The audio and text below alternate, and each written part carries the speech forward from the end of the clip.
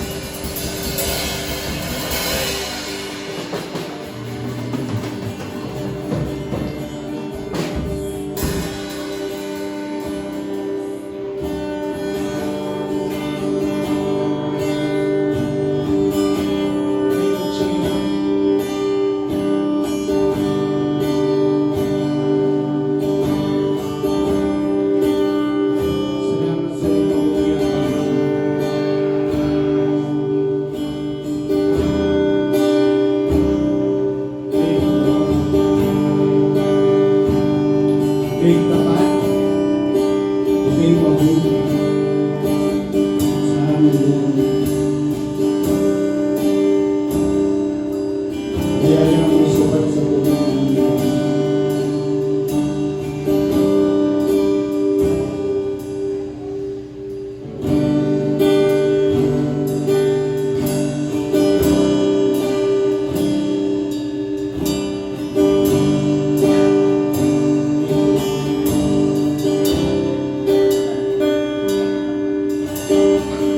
Habang hindi nararamdaman ang pagkukulang ng bahay at wagas mo pagsila. Habang wala kakayanan, masuklihan ka na, mabubuti sa lahat mo ginawa. Iyagan mo ako sa agigan, ibig mo ako nang di kayang tumbasan. O Diyos ng lahat,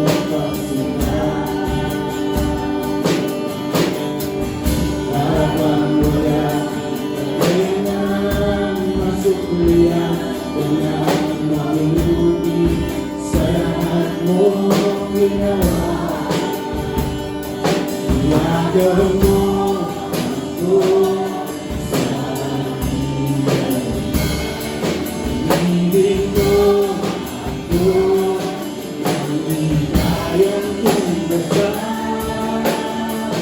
O Diyos ng katapunan at katwiran, kahit minsan di nabagilan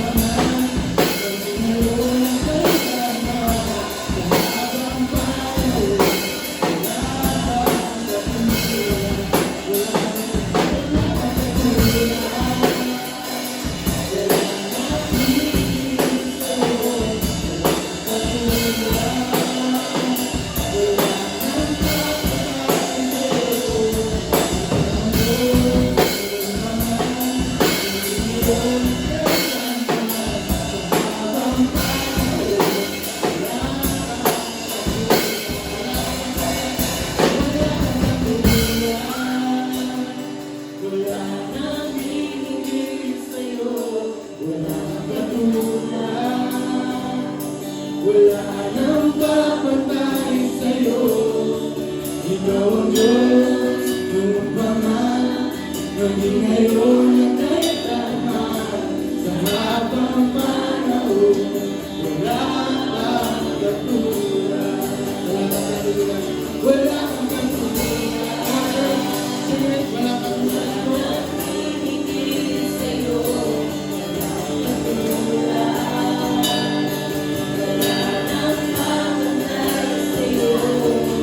Ikaw ang Diyos, noon pa man, maging ngayon at kailanman. Sa habang panahon, wala kang katulad. Wala kang katulad. Wala kang katulad. Wala nang hihingin sa'yo. Wala kang katulad. Wala nang mapagay sa'yo. Ikaw ang Diyos, noon pa man, maging ngayon at kailanman. Sa habang panahon, sa habang panahon, sa habang panahon, sa habang panahon, sa habang panahon, wala kang katulad.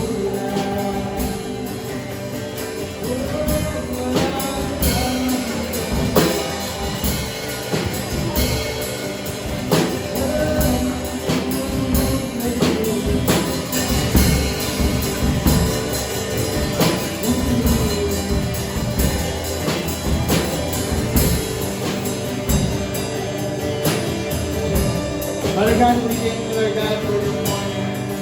Salamat sa iyong biyaya, sa iyong kabutihan sa buhay natin. Ikaw ay tapat. Wala noon magano'y ang Panginoon tapat na sa buhay natin. Salamat, salamat. We honor you in this place, in our life, Panginoon. In Jesus' mighty name we pray. And everybody say,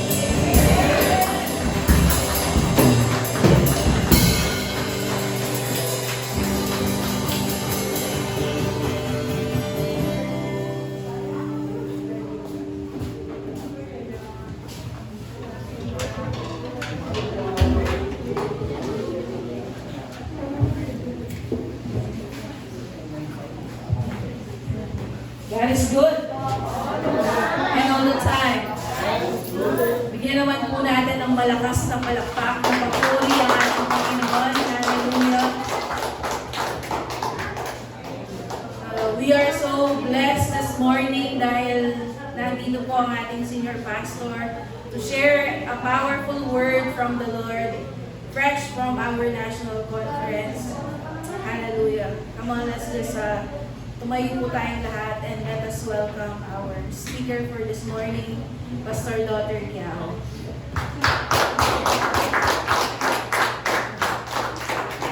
Sige po, makakaupo na po kayo.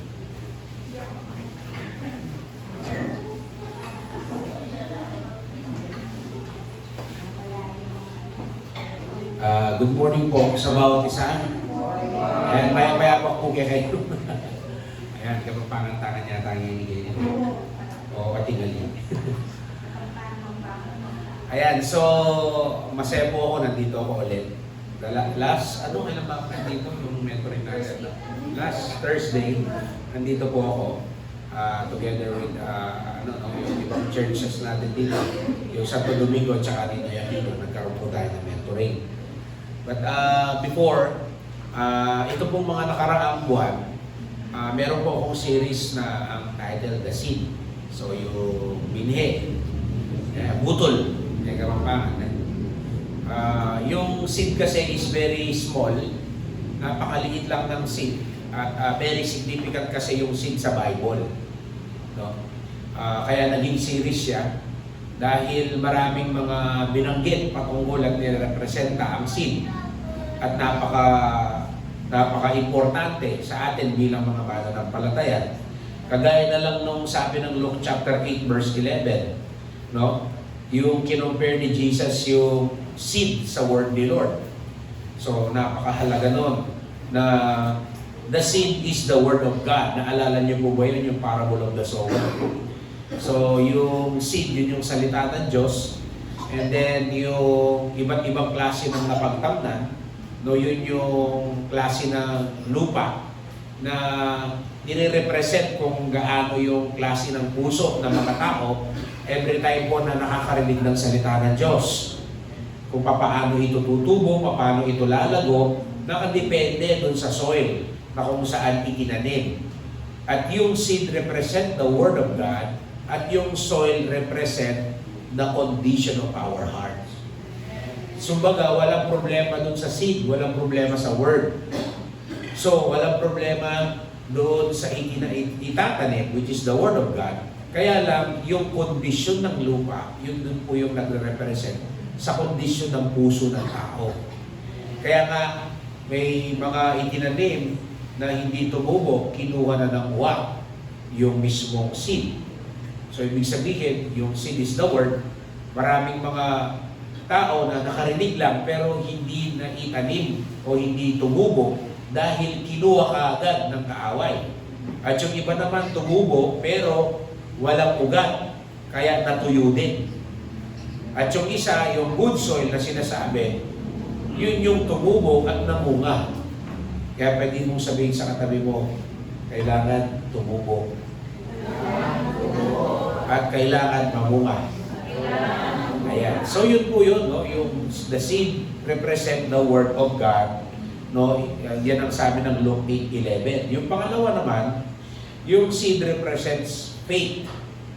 Ito po yung sabi ng Matthew 17:20. If you have a faith as small as a mustard seed, nothing will be impossible to you. So, kahit gaano kaliit po yun, no, yung mustard seed, hindi po kagaya ng baka iniisip natin yung mustasa sa atin. Iba po yun. Yung kaya katamo kasi mustasa, bumuro yun, di ba? Binuburo yun, di ba? Tapos inigisa ng kamatis, di ba? Tsaka may prito, okay na, di ba? So, sarap na ulam sa atin. Pero pag sa Bible po, yung mustard seed, maliit lang po yun. Pero kapag lumaki po yun, yung mustard seed, nagiging puno po yun. Kaya, kasi sa atin, may mustasa mustasa tayo, baka gano'n ang mindset natin. Balatiya po yung mustasa, wala po kaya niya ako. Balatiya mo pong guli. Kung ano yung pong sabihan naging Bible, sinasabi ng Bible. Itong mustard seed na to, maliit. Pero kapag ito lumaki, ano yan, nagiging puno. So, ganun po yung mustard seed. So, kahit the seed is the smallest in the garden, but when it grows, it becomes the biggest. So, ganun po yung potential, no? Kaya nga sabi dito ng, sabi nung binasa ko nila, Matthew 17:20, if you have faith just like a mustard seed, you can say to that mountain to go there, and he will obey. It will going to happen. So kapag sa Jewish po, sa context nila, kapag sinabi natin yung you can move mountains, ano po yun? Not literally. Kumbaga, what is humanly impossible, it is possible to God if you believe. Yun pong ibig sabihin nun. Ibig sabihin sa isip ng tao, sa kakayanan ng ating pamunawa ay imposible, pero sa Diyos walang imposible. So ganun po, kahit isang maliit lang na butil ng mustard seed, ang ating pananampalataya na genuine at totoo, at according to the level of the measure of our faith, our prayer, our petition to God will going to happen, and it will be granted according to your faith. Kaya pag binasa niyo yung Bible, ang daming gumaling sa may sakit. Ang daming mga himalang nangyari. Anong sabi ni Jesus mismo? According to your faith, it will be happen to you. It will happen to you. Kaya dito po, no, yung una is, the seed represent the Word of God. Napaka-powerful ng salita ng Diyos. Tapos, the seed represent faith according to the level and the measure of our faith. Yung pangalawa naman, o pangatlo, yung seed naman represent giving. No? Actually, ito pong message na ito, pinreach ko po ng mahigit na 1 buwan, pero sa inyo 1 beses lang, okay? Kaya mabilis lang. Okay, nagre-review lang po tayo para mas lalo nyo maintindihan. So, represent giving, yung seed. No? Sa 2 Corinthians 9:6, nababasa po natin ito madalas pag may mga nag-exhort. Whoever sows sparingly will also reap sparingly. And whoever sow generously will reap generously. So makikita natin dito yung the law of proportionality. For example, sa atin, no, may lupain dati lugar dito, even the church. Pag nagtanim ka sa 1 hektarya, di ka yung potential ng 1 hektarya. Pero kapag nagtanim ka dun sa 10 hektarya, ibig sabihin, 10 hektarya ang seed o punla na kailangan mong itanim doon. So, alin ang mas maraming aanihin? Yung tinamnan yung 1 hektarya o 10 hektarya? Of course, yung 10 hektarya. Tama? Kasi bakit mas maraming seed ang naipunla doon? Tama po ba? So, ganun din sa ating pagbibigay. Alam niyo po kung bakit ang ginamit ni Apostol Pablo dito sa 2 Corinthians 9:6. Sa illustration lang po niya yung pagtatanim. Pero ang kanyang pinaka-main text, pinaka-topic po niya at focus niya is yung giving. Okay? Naintindihan po natin. Kasi ang mga tao, noong panahon na yun, farmer. Nagtatanim po sila. So, ganun niya ginamit yung illustration para maintindihan ng kanyang mga kausap. Kasi kung gagamit siya ng illustration na patungkol sa mga high-tech na hindi connected sa kanila, hindi nila maintindihan yon. Kaya sabi niya, ang nagtanim ng bahagya ay aani ng bahagya. Ang nagtanim ng marami, aani ng marami.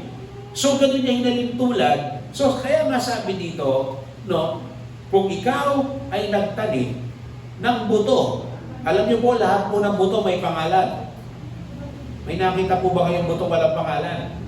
Di ba? Buto ng mangga, buto ng mustasa, buto ng chiko, buto ng ano pa yun? Santol, pakwan, milon, di ba? So lahat ng buto may pangalan. At alam niyo po, lahat ng buto may potential. Imagine niyo yung seed of a mustard seed, yung sinabi ko kanina. Ang liit lang doon. Alam niyo, pag tumubo yun, parang, halimbawa, pag nag-sprout pa lang, parang damo lang yun. Tama? Parang damo lang yun. Pero kapag yun, lumaki na, nagdi-develop na yung kanyang katawan, nag-iiba na siya. Kaya minsan hindi natin alam, no? Akala natin maliit lang. Parang yung katabi mo, huwag mo minamaliit siya kahit maliit yan. Kasi bakit? Kapag yan, matindi ang seed yan, di ba? So let's go back to this. Itong represent giving. Kaya yung iba, pag minsan, nagbibigay naman ako, bakit hindi ako nabibless kagaya ni brother, kagaya ni sister? O dapat maintindihan natin to yung law of proportionality. Kung ang binigay mo maliit, maliit din ang balik. Ang binigay mo malaki, malaki din ang balik. Kasi what you sow, you reap. What you give, it will be given unto you. Hello, are you listening? So, ganun po yung law of proportionality. Na kung paano yung tinanim mo, ibinigay mo, yun din ang babalik sa'yo. Hello? So, wala ito doon. Nagbigay naman ako. Oo, totoo yun. Si Lord kasi makatarungan eh. Alam nga namang nagtanim yung 10 hektarya, tapos mas maraming inanin 1 hektarya. Hindi yan yun. Hindi illogical yun. Pero ito, logic kasi ito eh. Ito pa yung sinasabi ng iba. Pag nag-exhort ng giving. Si Lord po hindi tumitingin sa halaga. Tumitingin si Lord sa ating mga puso. Di ba? Totoo naman yun. Di ba? Si Lord, God loves a cheerful giver. Tama? Hindi tumitingin si Lord sa halaga. Pero ang tao tumitingin sa balik. Kaya dapat maitama to eh. Nagbigay naman ako eh. Oo, yung binigay mo, binalik ni Lord. Eh bakit maliit? Bakit siya malaki? Eh baka maliit binigay mo, yun malaki. Are you listening? Iba naman kasi yung tinanim mo, ganito, tapos nag-expect ka, sobrang laki. Hindi, kung ano lang ang tinanim mo, yun ang aanihin mo. So, naiintindihan niyo po ba? So, kung gusto mong umani ng malaki, eh sabi nung binasa natin eh, pag nagtanim ka ng bahagya, aani ka ng bahagya. Pag nagtanim ka ng marami, aani ka ng marami. Kaya yung mga pinagpapala, yung mga mas maraming ani, ibig sabihin maraming tinanim yun. Sabi nga ng Bible, hanggat merong lupa na pagtatamnan, uso ang pagtatanim. Pero kapag wala ng lupa pagtamnan, hydroponics na lang. Nagulat nga ako eh. Wala man lupa, tapos may garden siya. Nung nasa Macau po, dinala niya ako sa ano, parang basement. Yung parang, sure, 2 beses dito. Tapos makita mo, iba-ibang gulay. Tapos walang lupa. Tubig lang. Oo, grabe, no? Iba-iba yung technology. No? Pero siyempre, dito muna tayo sa sinasabi ng Bible, yung normal, di ba? Kasi that's, ano yun eh. So yun, ito po, no, makapapansin natin yung seed, napaka-powerful yan. Kahit sa Bible, imagine, nakatatlo na tayo, di ba? The seed is the word of God. Tapos yung faith, the measure of our faith. Ito, giving. No? Tingnan mo yung tayo, sabi mo, giving. Alam mo, marami nang titisod dito pag hindi nila naiintindihan. Kasi, walang bagay na hihingin sa atin ng Panginoon na hindi natin kayang ibigay. And kadalasan, testing yun sa atin. Hello, hindi kay Lord. Diba? Pero sabi niya, test me in this. Di ba? Tithes naman yun. If I will not open the floodgates of heaven, then I will going to pour out to you, and there are no room enough for you to contain it. So, it's a test of our heart. Kasi pinanganak po tayo na selfish. Yun po yung totoo. Tingnan mo nung bata ka, di ba? Nung bata po tayo, pinanganak tayo, iyak tayo ng iyak. Wala tayong alam kung di pa gutom, iiyak. Pag kumain, iiyak. Tama? So lahat ng attention na sa atin. Kaya yung paglaki natin, kapag hindi tayo nabago talaga ng salita ng Diyos, yun ang tendency. Akin yan eh. Akin to eh. Di ba? Yung mga ganun. So I believe na in our life, ito po tinuturuan tayo ng Panginoon, itong seed na to, huwag natin panghinayaan. At alam niyo po, di ba dito yung mga farmer? Halimbawa, di ba pag nakatikim ka ng mangga, hey, ganyan man niya, kayo muna, ano na? Anong ginagawa? Di ba kinukuha yung buto? Sinasabi dun sa buto na, ay, leleme, tubo mo, kanya man na, itanong ki, di ba? Tapos halimbawa, yung sa buto ng may tinanim ka, yung halaman, di ba, hindi mo itatanim yung pinakapangit. Hindi mo itatanim yung pinakabansot at reject. Kasi bakit? Siyempre magiging bunga nun, reject. Tama?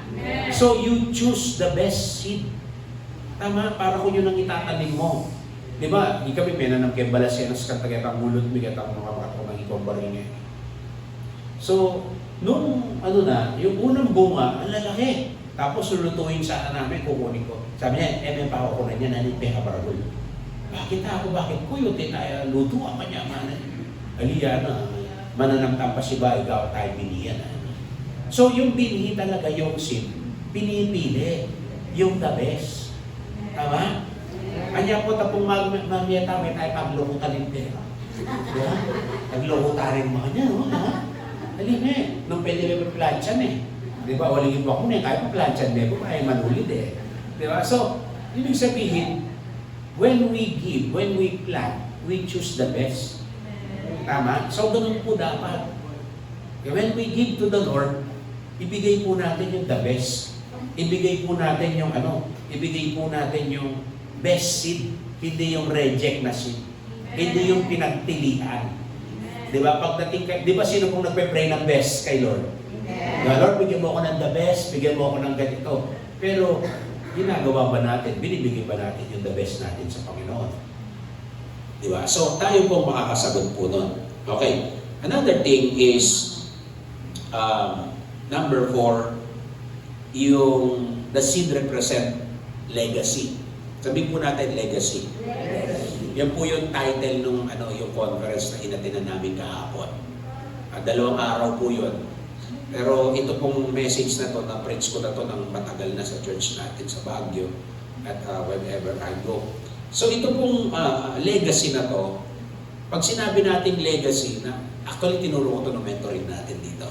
Now, yung legacy, pag binasa natin yung Genesis 22:17, yan yung pangako ng Diyos. I will make your descendants as numerous as the stars in the sky and as the sand in the seashore.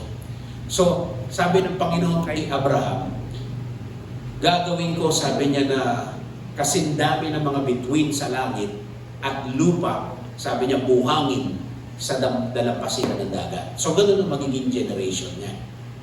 So, imagine natin, pag binasa natin yan, di ba, yung context yan, matanda na si Abraham.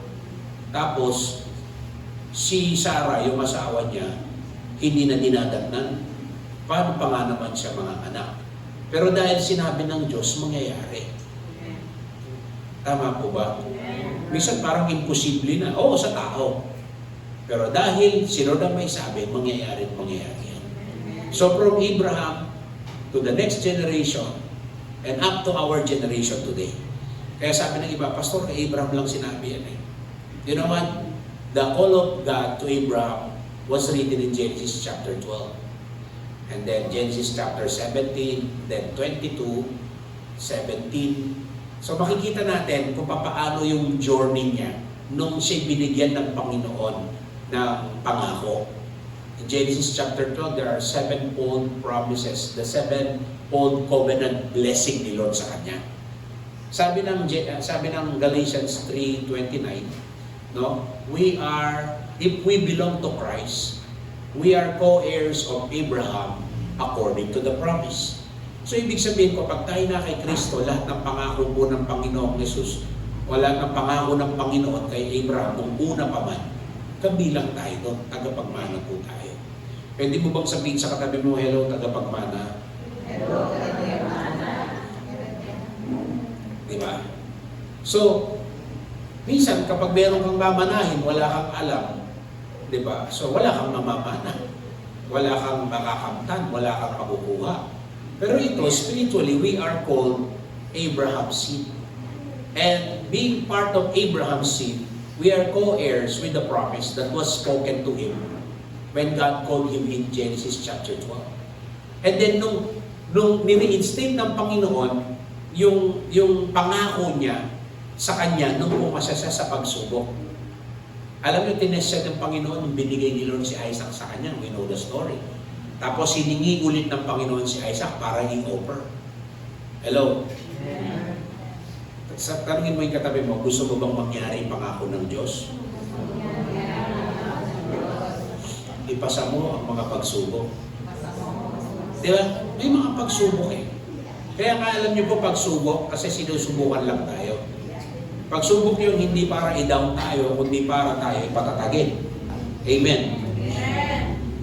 May kausap po ba ako dito, mga kapatid? So ngayon, doon muna po ako hanggang doon sa legacy kasi doon ko gusto mag-preach ngayon. So, in Psalms 112 verse 1 and 2. Psalms 112 verse 1 and 2. Ito po yung sabi niya, Blessed are those who fear the Lord, who finds great delight in His commands. Their children will be mighty in the land. The generation of the upright will be blessed. So, sino daw po yung blessed? Sino daw yung blessed? Are those who fear the Lord. So, yung may banal na pagkatakot sa Diyos, yun po yung mga pinagpala. Yun po yung pagpapalain.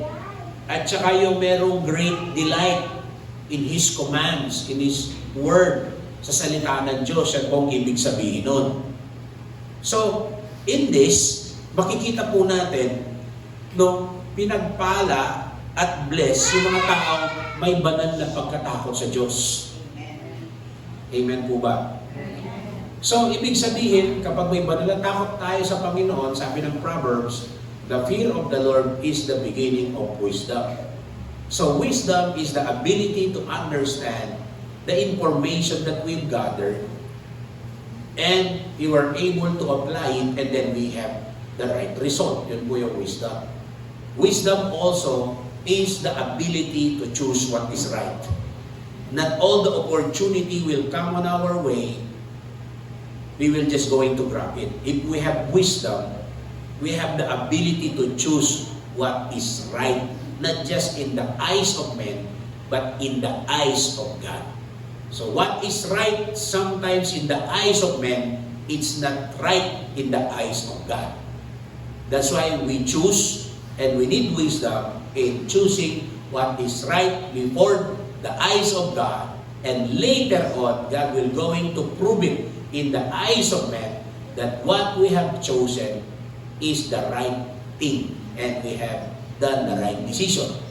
So, minsan po yung tama sa tao, mali sa Diyos. Minsan, yung tama sa Diyos, ayaw ng tao. So, sino pipiliin natin? Yung gusto ng Diyos. Yung tama sa harap ng Diyos. May magalit man, hindi man makakaintindi, pero one day, God will going to prove it to us and to them that what you have chosen and what you have decided to follow Jesus is the right thing to do. At yun yung tama natin ginawa.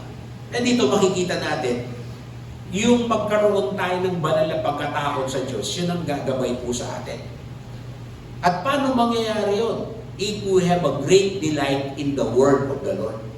Great delight, ibig sabihin yung meron tayong desire. Meron tayong kagustuhan. Meron tayong pagnanais sa salita ng Diyos. Bakit? Tingnan niyo po yung kasunod na verse ng verse 2 ng 112.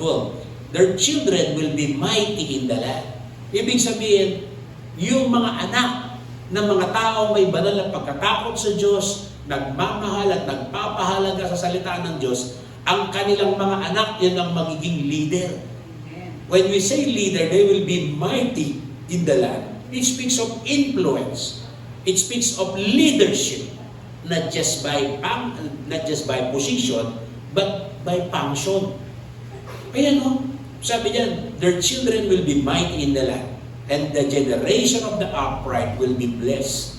So, ibig sabihin, kapag tayo ay may banal na pagkatakot sa Diyos, may pagpapahalaga, at may pagnanais, at pagbibigay ng panahon sa pag-aaral, pagbabasa ng salita ng Diyos, yung ating mga anak, makikita po sa atin yun. Yung ating mga anak, magre-reflect kung paano tayo nabubuhay, paano tayo magsalita, paano tayo mag-isip, mag-desisyon. Yun po yung mamamana nila. Hello? Yeah. Yun po yung kanilang nakikita, hindi lang dahil sa tinuturo natin, kundi yung kanilang nakikita. Kapag nakita nila na tayo mga magulang na nandirito ngayon, o tayo mga mananampalataya, yan po ang magiging salamin at magiging reflection ng impact natin sa ating pamilya at sa mga taong ating nakakasalamuha. Ang matindi dito, the generation of the upright will be blessed. So yun po yung maintindihan natin na yun po yung legacy. What is the legacy na gusto mong bitawan? Na pag nawala na tayo, ano ang gusto mong pinag-uusapan? Di ba naalala yung pag may patay? Di ba yung mga usually huling gabi? Yung mga eulogy, tapos yung mga nagsasabi na kung gaano kabuti yung tao, kung gaano ka ano. Di ba, antayin mo pa ba na may mamatay bago mamatay muna, bago magsalita, di ba? Para mas maganda yata habang buhay ka, may mga magandang naaalala na sa'yo. So, yung legacy kasi, hindi lang tayo focus sa sarili natin. Alam niyo po yung legacy, dalawa po yan eh. Kasi we are human being, but we are also spiritual being. Amen? Amen. So, ibig sabihin, so when we speak about legacy, meron tinatawag na biological legacy. At meron tinatawag na spiritual legacy. So, yung biological, yung mga anak natin yun. Yung mga apo natin yun. Yung mga anak ng apo natin. Kaya merong kanta, di ba? And this babe or be upon you, and 1,000 generation, and your family, and your children, and the children of their children. Di ba? So, yun po yung generation. Ibig sabihin, kang Apong Ponsing, kang Apo Lodi, yun po yung mga magulang ko, kang Pastor Loder, kang Jeanette, kang AJ, apo pa kang LJ. So yun po yung generation. Tama? So imagine yung tatay ko po, kahit na may cancer na, nag-cell group pa sa campus. Bumupunta pa sa mga cell group, hindi, kahit na manyayo ko, po, tang aldola ni cell group, talakad niya, gamo sa'yo makaramdam. So ako ngayon, nakita ko yun. Kaya yung mga simpleng pagsubok at hindi, wala kwenta yun. Kailangan i-overcome mo yun. May mga time na ako'y may sakit, magpipreach ako. Hindi ko naman sinasabing at pinagmamalaki ito kasi may word naman si Lord sa akin eh. May lagnat ako, after ko mag-preach, wala na lagnat kasi pag pinagpawisan ako nung nag-preach. Namatay ang nanay ko, umuwi naman ako, pero may nakaschedule kaming encounter. Diba? Ongoing yung burol, nagpaalam ako sa mga kapatid ko. Siyempre, ako na-peg sabi ni Mako, may tene. Diba? Siyempre, yung iba lang, diba? Peg sabi ni Mako, nabigwaya. Yan ang punto to ito. Okay. So, alam ko rin naman ang puso ng nanay ko. So, yung akala ng mga leader ko na church sa Baguio, hindi to na-encounter. Sabi ko, babalik kami dyan, uwi lang kami. Paalam ako sa mga kapatid ko kasi sila yung buhay. Diba? So, okay naman. Then, bumalik ako ng Baguio, tinuloy namin ang encounter. So, pagtayo pa lang namin, umiiyak na, hindi pa ako nagsasalita. Diba? So, yun yung maaring wala akong intensyon na parang i-impress sila. Gusto kong impress si Lord. Na kahit yung sa bingit ng pagsubok at mabigat na kalagayan namin, kaya ko pa rin i-fulfill at kaya ko pa rin gawin yung pinapagawa at responsibility na meron ako. Amen po ba? Amen.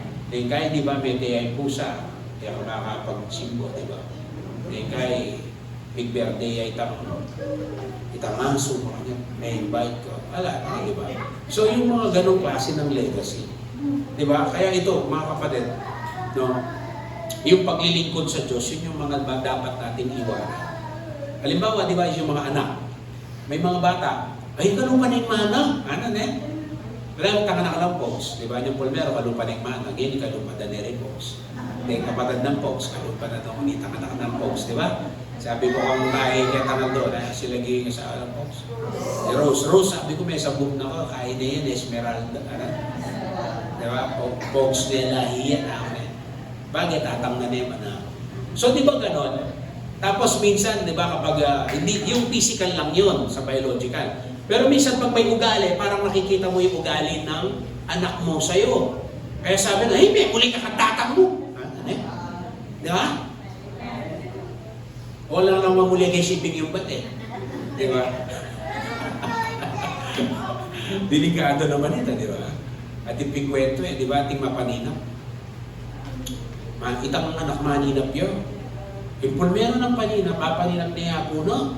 Napanaginipan niya yung lola niya. Tapos namatay yung lola after 3 days. So, kasi pag kumakain sila, napanagipan ko si lola. After 3 days, may kaya po, no? Tapos may nga naman. May ninap niya naman. May ninap, iba pa, no? After 4 days, may iba pa, no? Kaya nang sabi ng mga magulang, yan ako ba? At ikaw paninap, wala ko kwento yung paninap mo, ano? Una siyempre, anak, yabo kwento nun, Kahit, paninap ko po, ano? Una yung ngayon na burisabyan, nagagaya. Umiiyak na siya, ayaw niya sabihin. Una yung pinilit Pinilit na yung mahanap po itatang, no?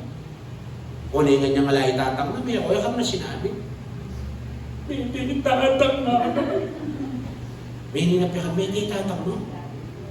Una yung kaya, after 1 week, yung may tita siping dambal eh. Yan din pala, itatak, no? Ita siping dambal.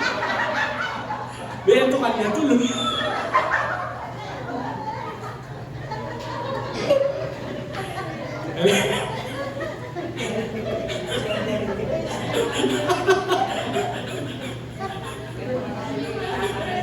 O ba alam paninap naman nandiyan eh. O itatak na yung mete, o naisipin na balay mete. Hindi pala minsan isyan. Ay, erase mo na. Joke mo po ito kasi marimlay yung panahon. Mga kalunggungan. So, joke yan mo po ito. Alay po kay Bible na. Pero, isang kailangan ka kung Isa kailangan kang gumamit pa kanyang batang medyo baka hindi pa umigising bagyan eh. Kaya lalo nang matugtog, di ba? Okay. Okay, so ito po na. So, makikita natin itong legacy na to. Yung sa mga anak natin. Siyempre, yung mga magulang, itamo pong pengari. Ang gusto natin yung magkaroon ng magandang buhay, kinabukasan, at ilang bali, disenteng bali, ilang sakin, at ilang business, o makaya ilang pamag-aral. Di ba? Lahat po ng magulang, yun ang gusto, no? Wala naman po masama yun. Doon. Pero alam niyo po ba yun? Temporary lang yun. Temporary lang po yun. Kasi ang buhay natin dito sa mundo. Kaya dalawa dapat ang fokusan natin pagdating dito eh. Di ba yung biological at saka spiritual. Yung spiritual po, yun yung mga iiwan natin sa kanila mga values. Yun yung iiwan natin sa kanila na kung paano nila pinapahalaga ng Panginoon at kanilang pananampalataya. Wala man tayong pwedeng maiwan ngayon, pero kapag naging tama ang ating asal, ang ating pamumuhay, pagmamahal natin sa Diyos, hindi yan lalaking pariwara ang kanilang mga buhay. Hindi masisira ang kanilang mga buhay. Ako, ang pinakagusto kong maiwan sa kanila, yung mahal nila si Lord. Kasi pag mahal nila si Lord, susundin nila ang kalooban ng Panginoon. At kapag sinunod nila ang kalooban ng Panginoon, si Lord ang magpuprotekta at magpapala at mag-aayos ng ano ba mang bagay na sigalot o ano pa mang pagsubok, ang Panginoon ang magpuproteksyon sa kanila. Kaya mga kapatid, anong klaseng legacy po ang iiwan natin sa ating mga anak? Anong klaseng legacy ang iiwan natin sa ating mga disciple? Kasi yung pangano ay spiritual eh, di ba? So it is not just speaking about our children physically, but our children spiritually. Kaya nga spiritual legacy natin eh. So ibig sabihin ako, pastor ako, church planter, missionary, preacher. So ngayon, anong kwenta ng pagiging pastor ko kung wala akong mai-produce na pastor? Kung wala akong mai-produce sa cell leader na mga disciple na mag-church plant din, mag-preach din. Hello? So anong legacy? Pag wala na, alam niyo po tayo ngayon, ako po ay bunga ng legacy ng buhay ni Daddy Paul. Kasi siya po yung ginamit ng Panginoon eh. Di ba? Halos lahat po tayo ngayon dito, no? Lalo na po retang pundador na Kenny, di ba? Retang kaya ng pastor may gumpisa Kenny. So, tayo po ay parte ng legacy ng ating yumaong pastor. Hindi po pwedeng mabura yun. Kasi kung wala siya, wala tayo ngayon, malamang dito. Baka hanggang ngayon, unbeliever pa rin tayo. Baka hanggang ngayon, lipo-lipo, tapatindalan, di ba? Wala tayong direksyon. So, hindi naging kawalan lamang or nawalan ng kabuluhan ang buhay ng isang taong naglingkod sa Diyos, kagaya ni Pastor Paul. Merong mga simbahan at dahil may mga pastor na nare-raise up at patuloy pang hayo at patuloy pa tayong magre-raise up ng mga bagong pastor, ng mga bagong mga leader, missionary, disciple, cell leader, mga ganun po. Tuloy-tuloy po. Kaya, ngayon, ang ating mga anak, makinig po kayo mabuti, dapat napakahalaga, makita natin gano'n tayo kahalaga yung role natin bilang isang magulang. Hindi lang bilang nanay at tatay nila, kundi bilang spiritual na magulang nila. Kasi minsan, pag lumaki sila na hindi sanay nagsisimba, hindi na nila magiging part ng life yun. Kaya dapat po gawin natin ang lahat. Hindi naman natin sila pupwersahin o bubugbugin. Hindi, hingi ka ng wisdom kung papaano. Huwag mo silang aawayin pag Sabado, lalo na paggabi, pag umaga ng Sunday. Hindi siya sama yun. Tama? So kailangan may ipakita natin na bilang magulang o bilang isang mananampalataya, ipakita natin na tayo isang mabuting halimbawa. Amen? Para pag nagyaya tayo, sasama sila. For example, yung asawa mo, gusto mo siyang iwin, gusto mo siyang i-invite. Ipakita mo na ikaw ay tunay na Kristiyano. Ipakita mo sa panahon na ikaw ay mga pagsubok, tuloy-tuloy ka pa rin.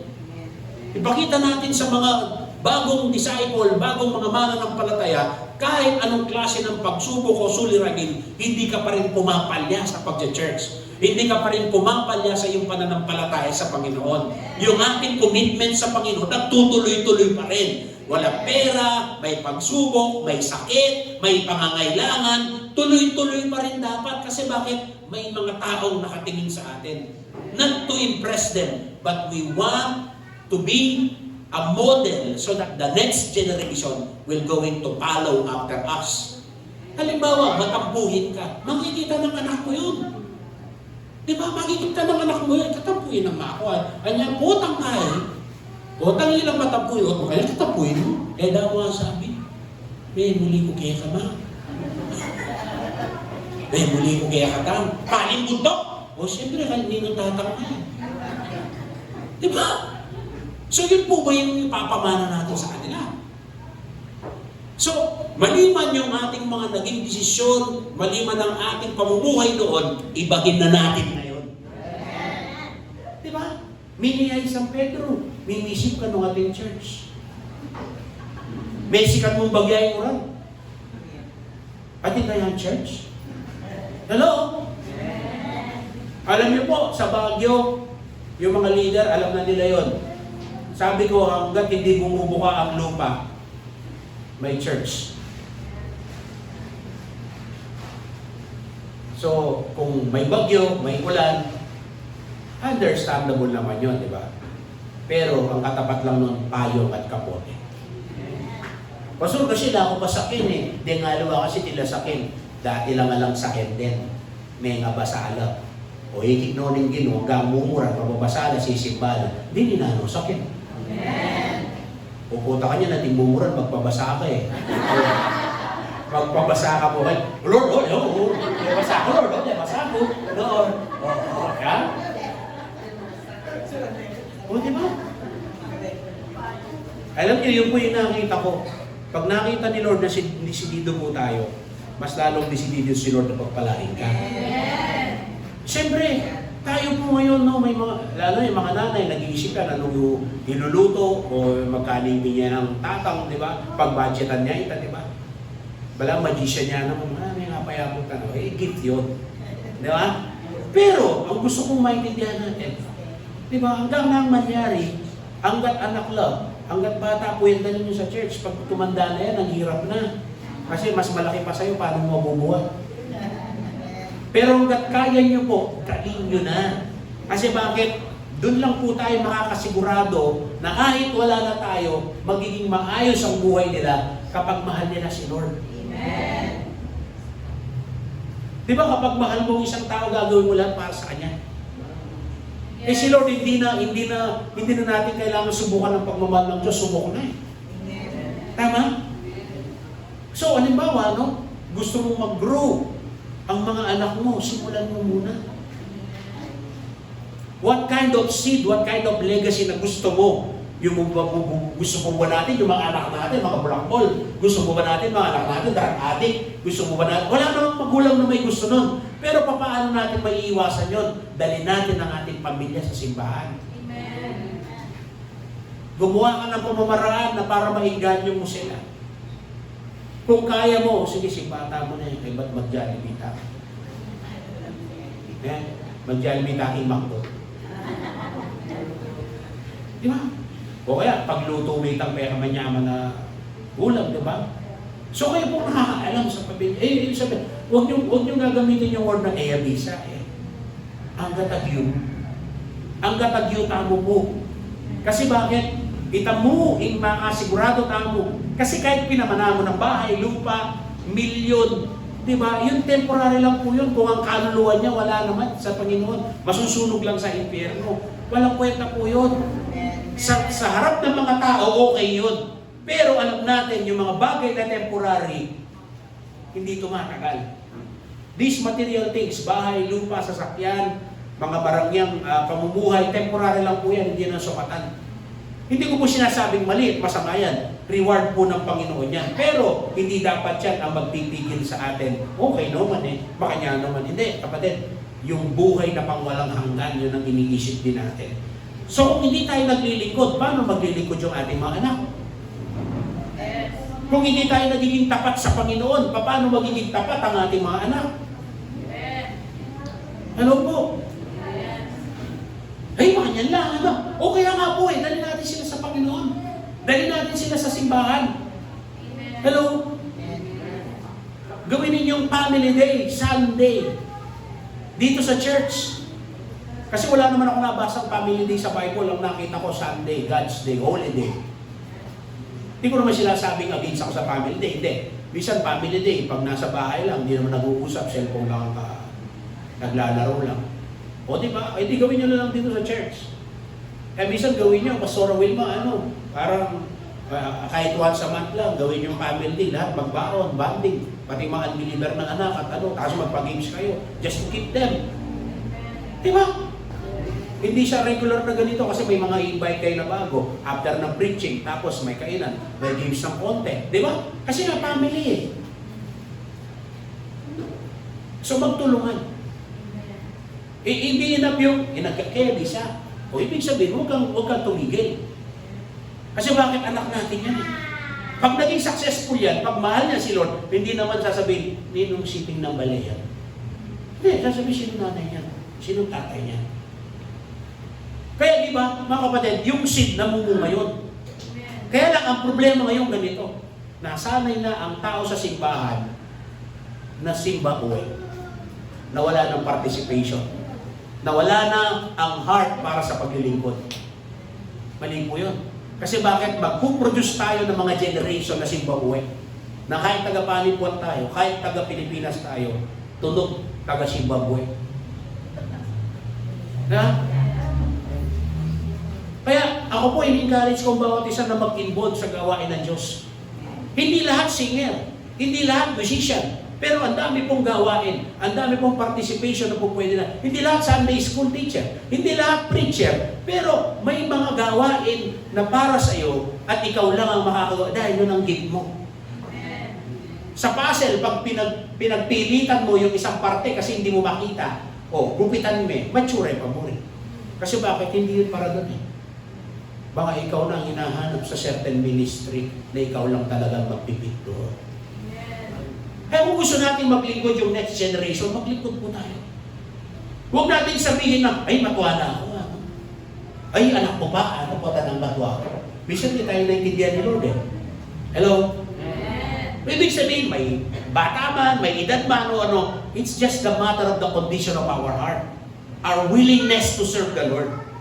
Kasi pag nakita ng mga bata, pag nakita tayo ng ating mga anak, naglilingkod sa Diyos, kahit hindi mo sabihin maglingkod, kahit hindi mo sabihin mag-involve, kusa yun. Kasi bakit? Modelo kayo.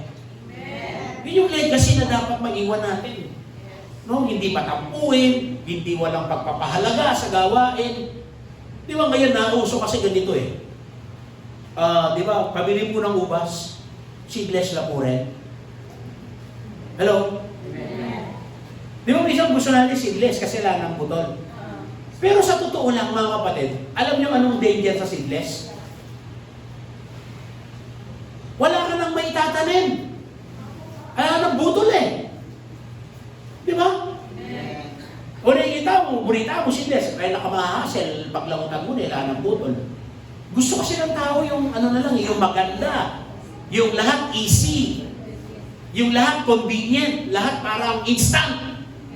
Pero ang danger nun, wala nang maita. Pag wala nang ubas, kasalanan tao. Kasi panto ng tao seedless.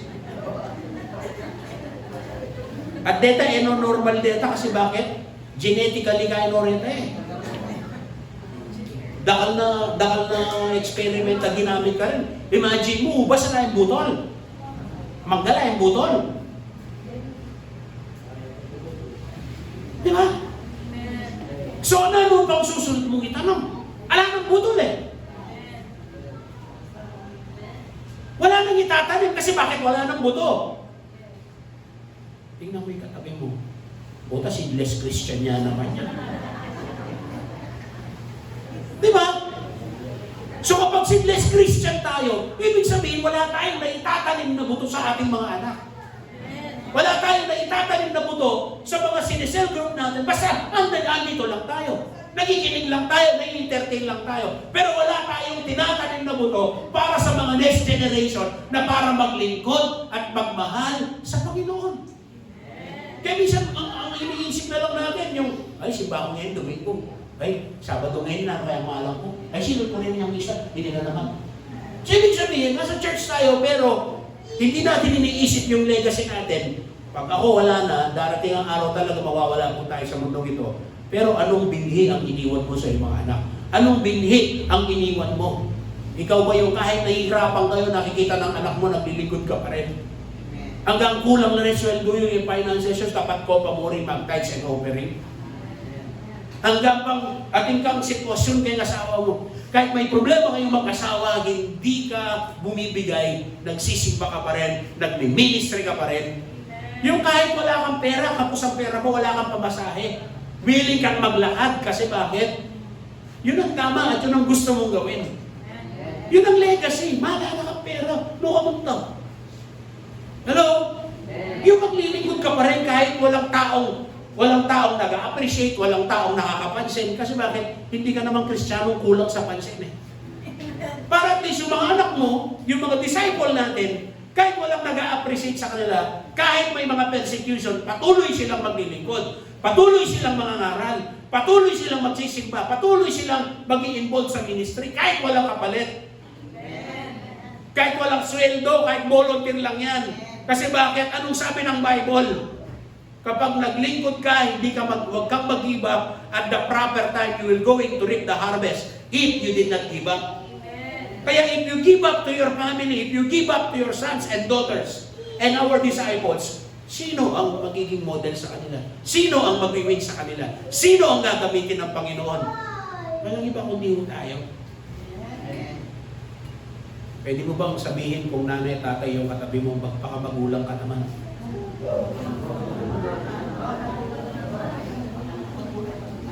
Halimbawa, yung mga wala pang pamilya, o yung mga boyfriend, girlfriend, o mga bago mag-asawa. Alam nyo, sa Baguio, sabi ko sa mga leader ko, kahit nag-meeting tayo, kahit nandiyan yung mga bata, patakbo-takbo sila, okay lang. Kasi bakit? I want you to understand na balang araw ang anak mo, pag lumaki yan sa gawain at nakita niya, kahit busy ka, nagninegosyo ka, nag-aaral ka, may trabaho ka, may panahon ka pa rin sa paglilingkod, may panahon ka pa rin para sa pagsaserve sa Panginoon at sa tao. At kapag nakita ng anak mo yan, hindi na yan magiging mahirap sa kanya. Kasi bakit? Nakita na niya bago mo pa napaliwanag. Kaya ngayon, mahirap ang pagsaserve, mahirap ang pag-i-involve, kasi wala silang nakikita eh. Alam niyo po bakit ko sinasabi ito? Kasi mahal ko po kayo. Let us save our next generation. I-save mo yung legacy mo. Di ba? Di pa naman uli ang lahat. Pastor, basta sa bundok, doon tayo lumuhod sa Diyos. Yun yung power ng intercession that hindi natin ginigibap. Kung ginibap natin yung pamilya natin, sino magkikipaglaban para dyan? Kung inuhugot na sila ng kaaway, papalayo sa Diyos, sino ba naman ang katinong magulang na hayaan mo? Bye-bye. Hindi. Di ba ipaglalaban mo yun sa panalangin? Mananabo na eh, papunta king apoy ng impyerno, king api ng impyerno. Good to you. Hindi, di ba? Sabihin natin, hindi pwede yan. Lahat sinabi mo na. Hindi mo pa rin ma-convince, lumuhod ka na. May kayang gawin ng panalangin na hindi nadadala sa bawat salita.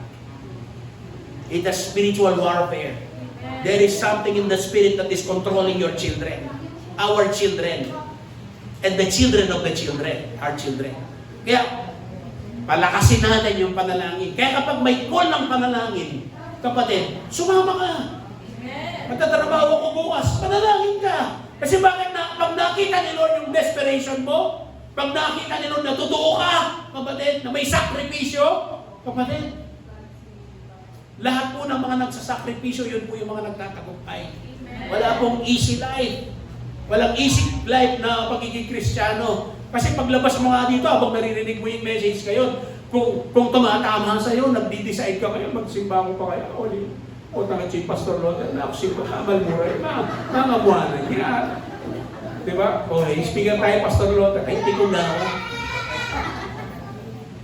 Di ba ganun din tayo sa ating mga anak kung ikaw ay magulang na? Bakit mo sinasabihan ng anak mo? Kasi mahal mo. Bakit ko kayo sinasabihin ngayon? Kasi mahal ko kayo. Siyempre, isa ako sa mga matutuwa kapag ang anak po natin ay na-involve sa gawain. Isa ako sa mga maiiyak kapag ang anak natin na-involve sa hindi maganda at naging kahiyan ng iyong pamilya. Hindi po ba? Hindi pa huli ang lahat.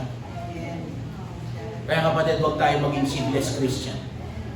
Yung parang maganda lang base natin, present tayo, pero wala tayong ginagawa at wala tayong nagiging bunga yung buhay natin bilang isang mananampalataya. Pag makita tayo ng ating mga anak, kaya sisipong ka, magmas na ka mo. Di ba? Pating ka mong kagdaanan, mas lalo ka lumapit kang Lord. May pinagdadaanan ka, huwag ka magtampo sa Lord. Lalo ka lumapit sa Panginoon. Mas lalo mong ipagduldulan yung sarili mo, Panginoon. Yung nangyayari. Di ba? Hello? Pati ka mong kamwa, mas lalo na yung luburan itong taong ito. Kasi bakit? Gagamitan ng Lord para babae yung puso tamo, babae yung isip tamo. Amen? Kaya kapatid, may pupututan, huwag mong putulin yung magandang sinimulan ni Lord sa buhay mo. Let us build a legacy. Let us build a legacy. A generation that lasts. Ibig sabihin yung nananatili. Haluay tang putang meteta mo, wala ng Kristiyano kay pamilya tamo. Halito. Dapat etamo mo nominal Christian, etamo mo normal Christian. Dapat maging radical tangin. Kasi hindi mo nyo na kanya gagawan para gulwan ng pamilya. Gulwan ng pisamban, gulwan ng kekang kabuhayan. Pero etamo papayag ka rin. Amen po ba? I want to close on this. Hindi po na. Lesson po inigay kay Lapis. Balo yun po siguro pero kung siguro kaya pa ilalagay kayo. Lapis. Bahan tayo may lapis na panyo lang. Impul lapis sa tinyang part. Di ba? Itang kitang babo na ni lapis sa tinyang pambura. Di ba? Tapos atin niyang balambakal. Itang gold kitang pambura. Tapos atin niyang katawan. Itang kulay yellow. Di ba? Nung Mongolia itang yellow. Kaya what? Kitang dulo na atin niyang panyulat. Kaya piningaman ng lead. Di ba? So kitang kinubita. So, naning kaya naning lapis, naning purpose naning lapis para pagluga. Di ba? Panusok. Kaya panyulat, di ba? Hanapin lapis eh. So, alam niyo po, yung lesson sa lapis napaka-importante when it comes to legacy. Di ba? Ganito. Di ba kapag susulat ka, may kamali ka, pwede memorad. Yeah? Tama? Parang ganun din sa buhay natin. Habang buhay pa tayo, sa bawat salita, sa bawat gawa natin, pwede tayo magkamali. So hanggat buhay pa po tayo, pwede nating burahin or i-correct. Minsan, akala natin, ang mahalaga yung panlabas. Di ba yung lapis may panlabas yun? Pero higit na mahalaga kung ano yung nasa loob niya. Kasi yung panlabas, hindi mo naman mapapagsulat yun eh. Kailangan yun, protection yun eh. Para dun sa loob. Pero minsan sa tao, mas pinapahalaga nila yung panlabas kaysa dun sa panloob. Informa, kay kanta lang makapokus din tao. Pero aliway tayo yung tunay mahalaga. Yung tunay mahalaga kay katamo, aliwaing susulod tamo. Yung tunay mahalaga kay katamo, itang kay katamo pinubluban. Ang higit na mahalaga hindi panlabas, kundi panloob. Tama po ba? So ngayon, dahil sa kakasulat ng lapis, may tendency na nauubos yung lead. Tama? Nauubos yun kasi siyempre. So anong gagawin mo ngayon? Diba? Tasan na, di ba? Sharpen na ulit. Bata, lumulit ang ay. So, minsan sa buhay natin yung pagsubok, hindi para ilugmok tayo ng Panginoon. Ang pagsubok, hindi madali. Kagaya ng isang lapis na naubusan na kailangan na yung tasan. Di ba? Daramdaman mo yung patang-tata. Ano na? Kasi minila ko itang gaya eh. Minila ko itang dutong na ketang libutan.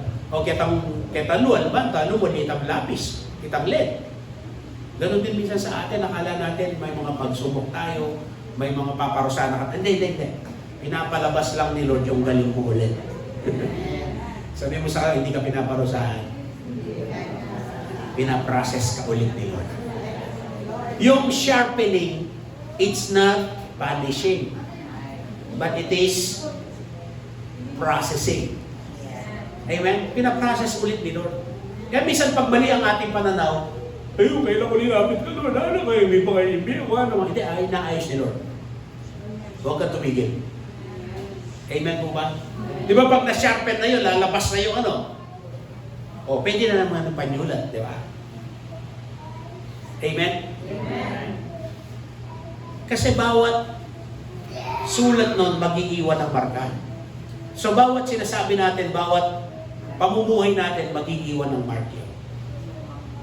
Sa puso, sa isip ng mga tao, sa pamilya natin, mga taong nakasalamuhan natin.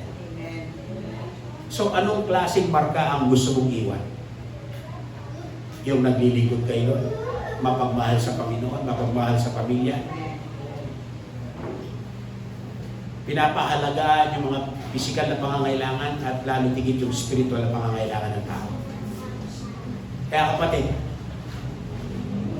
gagaya po nung ending natin ngayon sa lapis. Hayaan po natin na hawakan ng kamay ng manlilikha yung lapis para makasulat ng magandang storya ng ating buhay.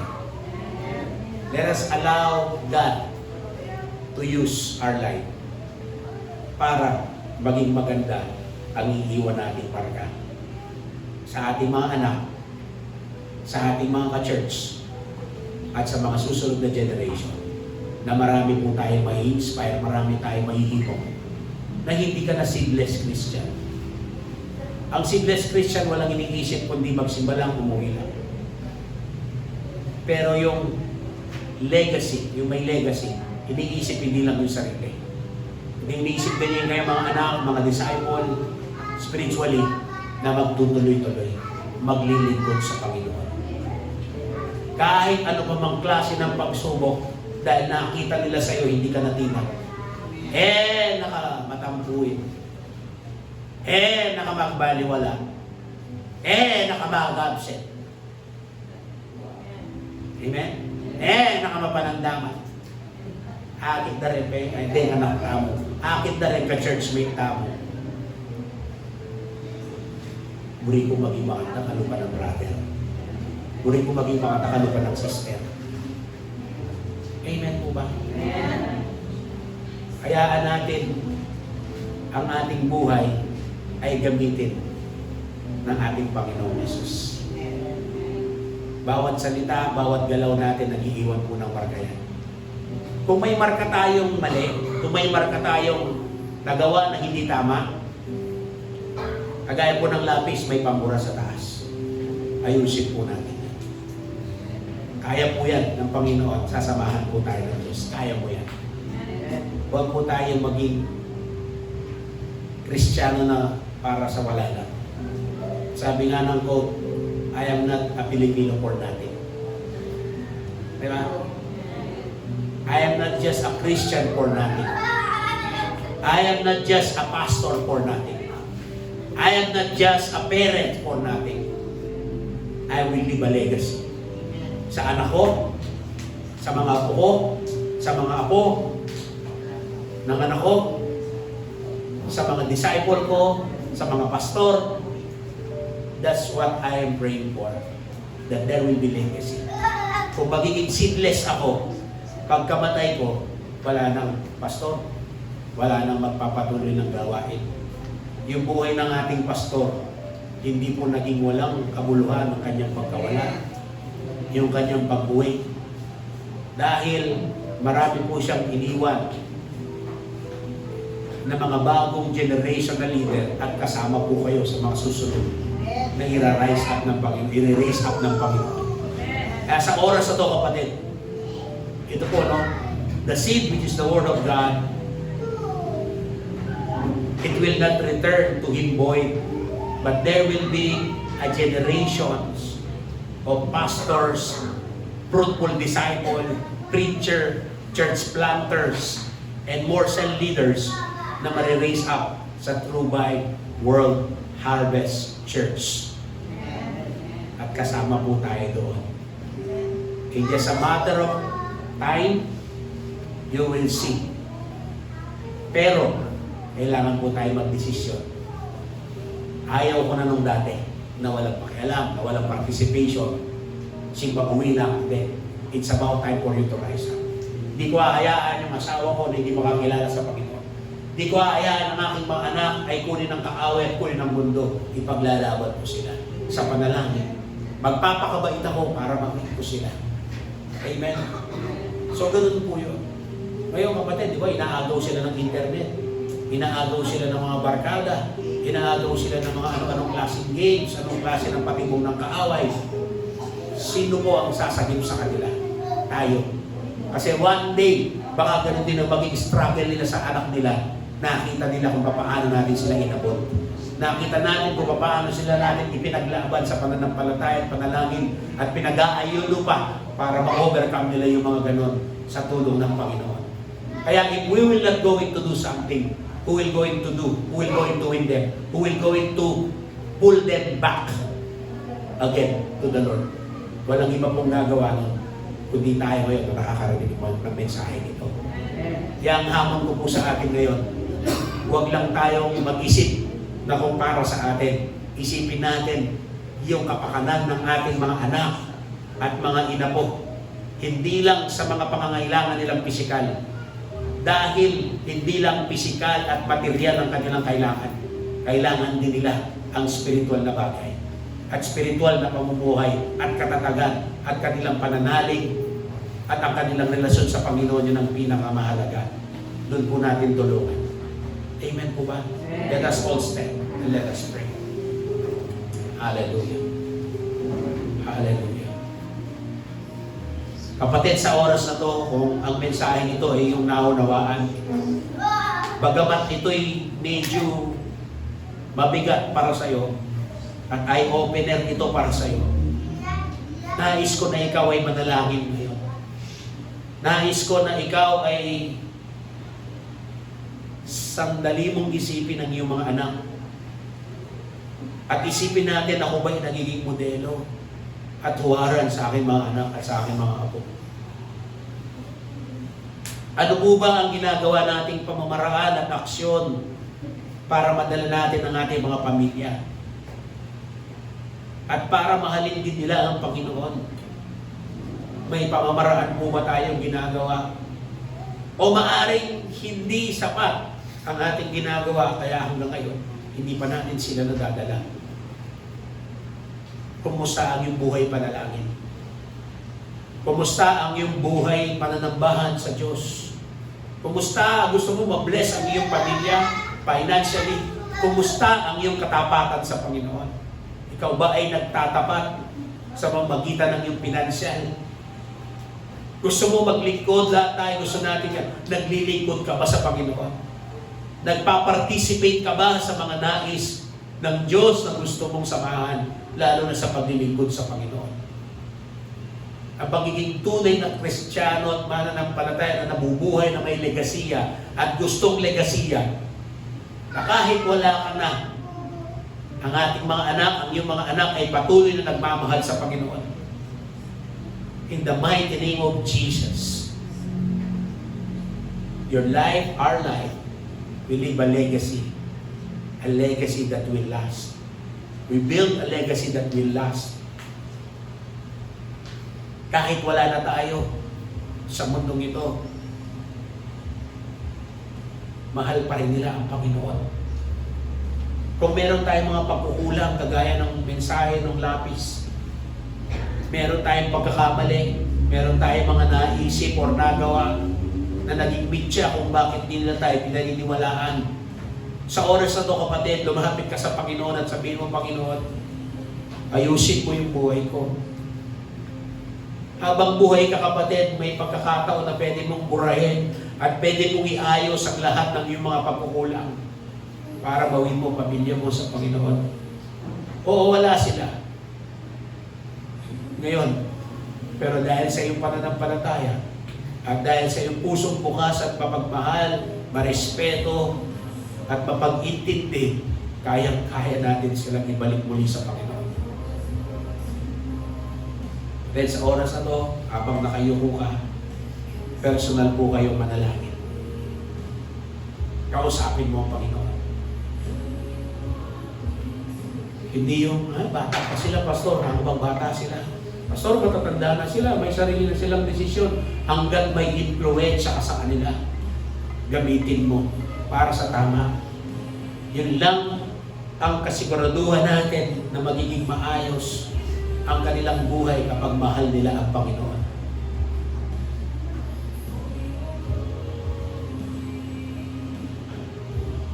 Thank you, Jesus. Thank you, Jesus. Thank you, Lord God. Thank you, Jesus. Thank you, Lord. Hallelujah, Jesus. Hallelujah, Lord. Ngayon po, gusto ko kayong tanungin. Tingin muna po kayo sa akin. Sino po dito yung gusto mo yung pamilya mo, mga anak mo, apo mo, na magiging maayos ang kanilang relasyon sa Panginoon? Na gusto mo, madala mo sila sa Diyos. Taas niyo po yung kamay niyo kung kayo yun. Kayo po, umakbang po kayo ng pananampalataya. Punta po kayo sa harap. Magpe-pray po tayo. It is an act of faith. Sige kapatid, nandito ang Panginoon. Ramdam po po ang presensya ng Panginoon. May gagawin po siya sa inyo bago siya may gawin sa ating pamilya. Kung dati, para tayong ubas na seedless, focus lang tayo sa mga preparation, pero hindi sa preparasyon ng ating mga anak, ng ating mga apo, yung mahal sa buhay, para sa kanilang kaligtasan, sa kanilang paglilingkod din sa Panginoon. Pero sa oras na ito kapatid, habang ikaw ay lumapit, sige, ipanalangin mo. Ipanalangin mo yung pamilya mo. Ipanalangin mo. I-surrender mo sila sa Diyos. Kung paano mo sinurrender ang buhay mo, i-surrender mo rin sila sa Panginoon. Magtiwala ka sa Panginoon, huwag mong igibak. Walang matigas na puso na hindi kayang palambutin ng Panginoon. Walang ano pa mang talino sa mundong ito na hindi kayang baguhin at ayusin at paliwanagan ng Diyos. Sa oras na to, Panginoon, lumalapit kami sa inyong harapan. Una niyo po kaming baguhin, Panginoon. Una niyo po kaming ayusin, Panginoon, para maihanda namin at maging mabuti kaming ehemplo sa aming mga anak, sa aming mga apo, sa aming mga disciple, sa mga tao sa loob ng simbahan at sa mga dadalhin ko pa. Lord, we surrender everything to you. Lord, we believe by faith, Lord, na hindi kami mananatili sa ganitong kalalagayan. Madadala namin ang aming mga pamilya, aming asawa, aming anak, aming mga apo, aming mga cell member, at yung mga nawiwin namin, kaklase, Panginoon, sa tulong mo. Hindi kami mananatili na isa lang. Yung legacy namin, Panginoon, hindi lang sa pamilya namin biological, kundi sa spiritual family. Hindi kami mananatiling taga-simba lang, kundi magpa-participate kami sa bawat ministry at lalo higit, Panginoon, pakikinabangan kami, Panginoon, ng gawain ito. Pakikinabangan mo kami, Panginoon, para sa pag-iibanghelyo, pagdidisipulo, Ititrain namin ang aming sarili, magpapatrain kami, Panginoon. Dahil sa matagal na panahon, ginamit kami, nagpagamit kami sa kaaway, sa pamamagitan ng bisyo, maling relasyon, sa pamamagitan ng mga kabuluhan, Panginoon. It's about time, Lord, na ang buhay namin ay ipapagamit namin sa inyo para marami pong maligtas. At marami po, Panginoon, ang makakilala sa inyo. At hindi lang maligtas at makakilala sa inyo, kundi marami ang maglilingkod sa inyo, Panginoon. Marami ang magiging leader na manggagaling sa iyong mga anak na nandirito ngayon.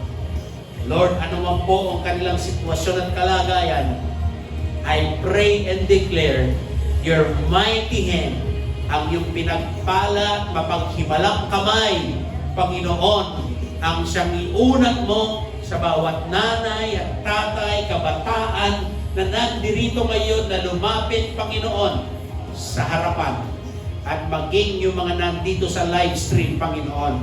I pray and declare, Lord, spiritual legacy, biological legacy, Lord, that will going to outlast our life, na kahit wala na kami sa mundong ito, may mga taong naapektuhan ng aming buhay paglilingkod sa inyo at sila rin, Panginoon,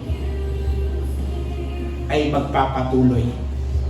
Lalo tigit ang aming mga pamilya at aming mga spiritual na pamilya at spiritual na anak. Maraming salamat po. Lahat po ng ito ay aming pinananampalatayanan at inihiling at naniniwalang tinanggap na namin. Balang araw, sa darating na linggo at susunod na linggo, ang aming pamilya ay nandito na kasama natin. Marami pong salamat. Hindi na kami seedless Christian, kundi kami, Panginoon, ay simple Christian na iniisip po namin hindi lang yung aming sarili at aming pamilya, kundi yung spiritual na pamilya. Kami pamamarisan na maglilingkod na kahit ano pa mang mangyari, ano pa mang pagsubok ng buhay, ano pa mang klase ng kawalan, ano pa mang klase ng sakit at karamdaman, kami ay maglilingkod ng tuloy-tuloy. Marami pong salamat. Ito po ang aming dalangin sa pangalan ni Jesus. At po'y magsabi ng amin. Pwede mo bang kamayan yung katabi mo bago ka umalis? Sabi mo, congratulations, madadala na natin yung ating pamilya. Congratulations sa bagong paglilingkod. Amen? Maglilingkod na yan. Mag-i-involve na yan. Amen? Praise God. Praise God.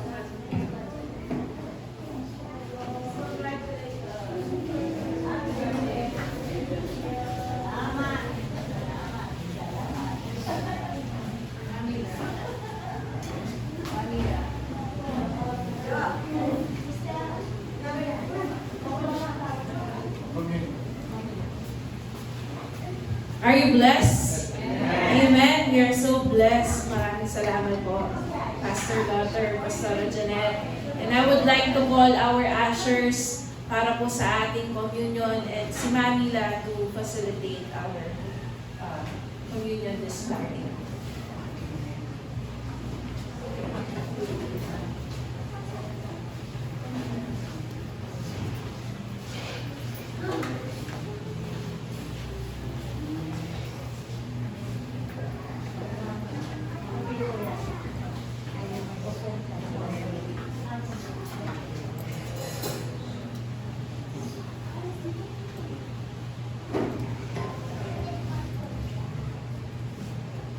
Praise God. Tayo po lahat ay tumayo.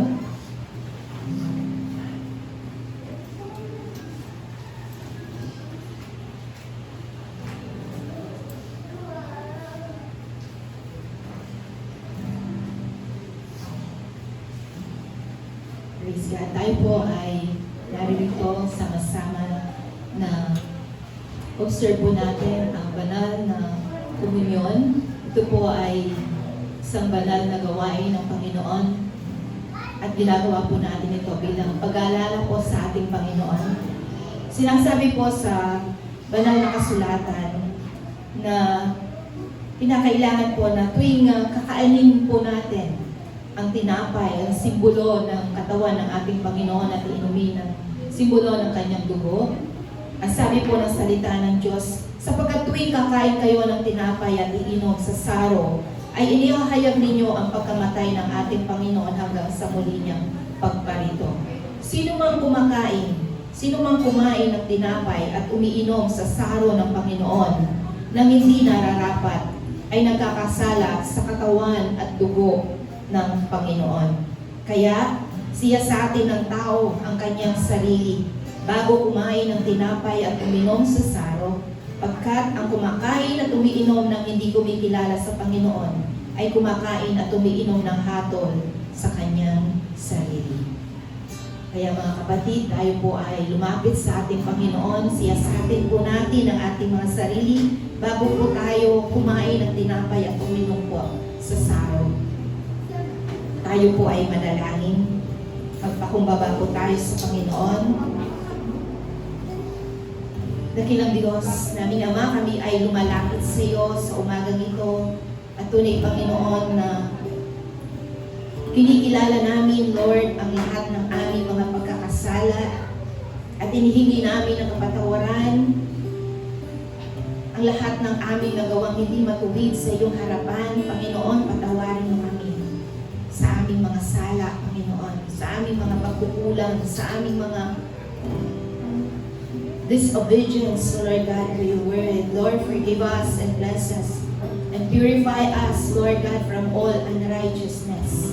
Lord, it is your blood that cleanses us and purify us. Lord, ito'y aming inaalala, Panginoon, yung ginawa mo doon sa krus. Kung paano kami iyong iniligtas, iyong pinatawad, kinako mo, Lord, ang aming mga kasalanan. Salamat, O Diyos, na nung kami makasalanan pa, ay ikaw ay namatay na para sa amin, Panginoon, upang ipadama ang iyong pag-ibig sa amin, O Diyos. Salamat, Panginoong Jesus, na ibinigay mo ang iyong buhay para sa amin. Lord, patuloy, Panginoon, na kami ay hugasan mo at linisin upang kami maging karapat-dapat sa pagtanggap ng mga simbolo ng inumin na ito at tinapay na siyang bilang pag-aalala namin sa iyong kamatayan at pagkabuhay na mawali. Ito po ang aming dalangin sa pangalan ni Jesus. Amen. Receive po natin, tanggapin po natin ang mga elements. At sabay-sabay po natin itong susubo, kainin at iinumin.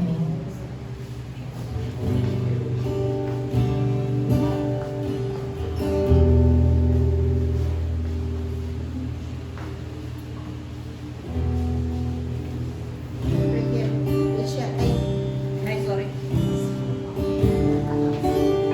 Medyo may bisyo.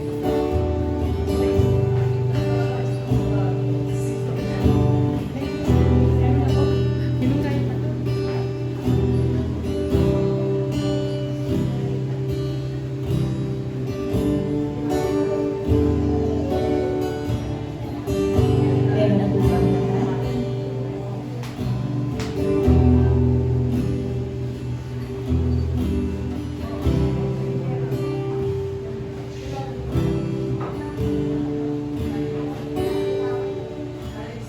Taas po natin ang tinapay, simbolo ng katawan ng ating Panginoon. Sinasabi po ng salita ng Diyos, tinatanggap ko ang aral sa Panginoon at ibinabahagi ko naman sa inyo, ang Panginoong Jesus noong gabing ipinagkalulo ay dumampot ng tinapay. Matapos magpasalamat ay hinati-hati iyon at sinabi, ito ang aking katawan na ibinabahagi para sa inyo. Gawin ninyo ito bilang pag-aalaala sa akin. Subukan natin.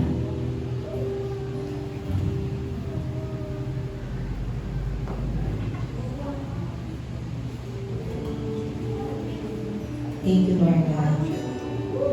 Salamat sa iyong katawan, Panginoon, na nabayubay mo sa krus para sa aming Panginoon. Thank you, Lord. At itaas po naman natin ang ating mga saro. Gayon din naman, matapos maghapunan, ay kinuha ang saro at sinabi, ang sarong ito ay siyang bagong tipan ng aking dugo. Gawin ninyo ito tuwing kayo'y iinom sa pag-aalala sa akin. Inumin po natin.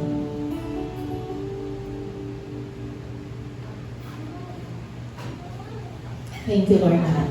Tayo po'y magpasalamat sa ating Panginoon. Dahil ang Diyos namin Ama, kami ay nagpapasalamat sa katawan at dugo ng aming Panginoong Jesus na nabayubay doon sa cross para sa aming katumbusan at kapatawaran ng aming mga kasalanan. Thank you, Lord God, that you gave your life for us. And this, Lord, ito ay aming inaalala. We remember, Lord God, all the things that you have done for us, so Lord God, hanggang kami ay nabubuhay, O Diyos, at hanggang sa iyong muling pagbabalik, Panginoon. Salamat sa iyo, Diyos, at ikaw ay aming pinupuri at dinadakila sa matamis mong pangalan, Jesus. Ang lahat ay magsasabi namin. Amen. Amen.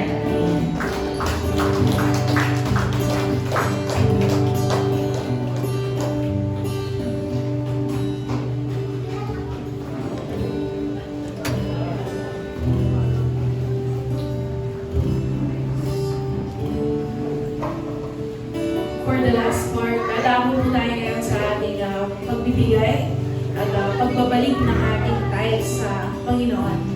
Ang sabi po ng 1 Corinthians 10:31, whatever you do, do it all for the glory of God.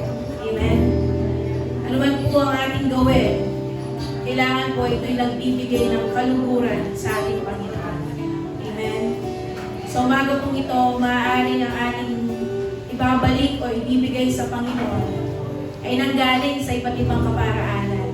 Whether that is through your job, through your business, or through your allowance, or through profit, o meron nagbigay sa'yo. Saan man, whatever avenue na pinahintulot ng Panginoon para po tayo ay magkaroon ng wealth. No? Sabi ng Bible, it is the Lord who gave us the ability to gain wealth. No? And ang isang nakuha ko po mula sa national conference na inatinan po namin is that you need to make sure na ang iyong ino-offer sa Panginoon ay hindi defiled. It is not coming from, kumbaga, illegal way o something na nandaya ka kaya ka nagkaroon ng pera. Ng mga trabahador, diba? Dinadaya mo yung oras para mas malaki yung kitain mo sa trabaho mo. At yung ibabalik mo na 10%, kapatid, it is already defiled kapag gano'n ang ating paraan. Amen? Diba? May business ka, nandaya ka. No, sinabi mo 1 kilo, pero 3/4 lang pala. Amen? Sabi po ng Biblia, nasusuklam ang Panginoon sa madayang timbangan. Amen? Kaya kapatid, hindi lamang po puso ang ating nililinis, kundi pati ang ating pinagkakalo, ibinabalik sa Panginoon. It should be coming from a righteous way. Amen po ba? Hindi naman po tayo contractor. Amen? Ito po ay galing sa ating dugot pawis. Amen? Amen po ba? Whatever you do it all for the glory of God. Amen? Malinis ang ating pinagkakalob sa Panginoon. Tumayo po tayong lahat. Panalangin po natin ang ating mga kaloob. Father God, salamat po sa powerful message mo ngayong umaga dito sa amin.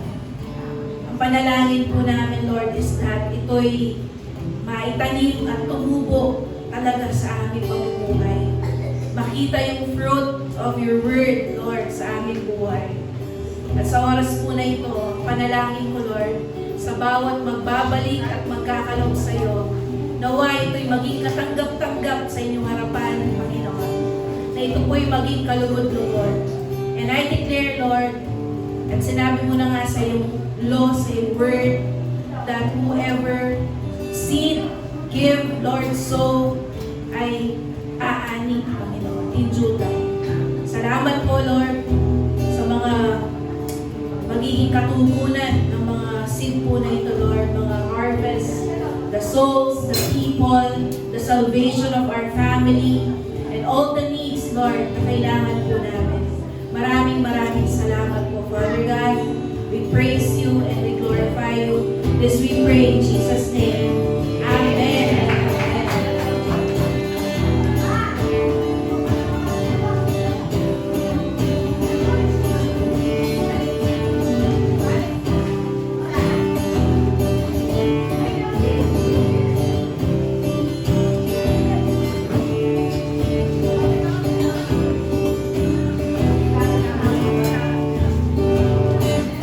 Tumayo po tayong lahat at tanggapin ang pagpapala po ni Lord sa atin ngayong umaga nito.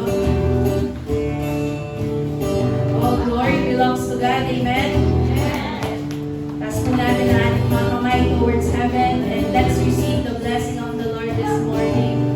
By the powerful blood of Jesus and by the powerful name of Jesus, I declare na tayo po lahat ay magiging fruitful. Amen. Tayo po lahat ay merong fertile heart in the name of Jesus. No, pusong receptive sa mensahe ng Panginoon, pusong masunurin, pusong mapagmahal, pusong mapaglingkod sa Diyos at sa mga tao in Jesus' name. I pray and declare, tayo lahat will hear the call of God sa buhay natin and that we will have burden for souls, we will have burden for our country, we will have burden for this church at sa ating kapamilya in the name of Jesus. I declare, meron kang maisasama this Sunday.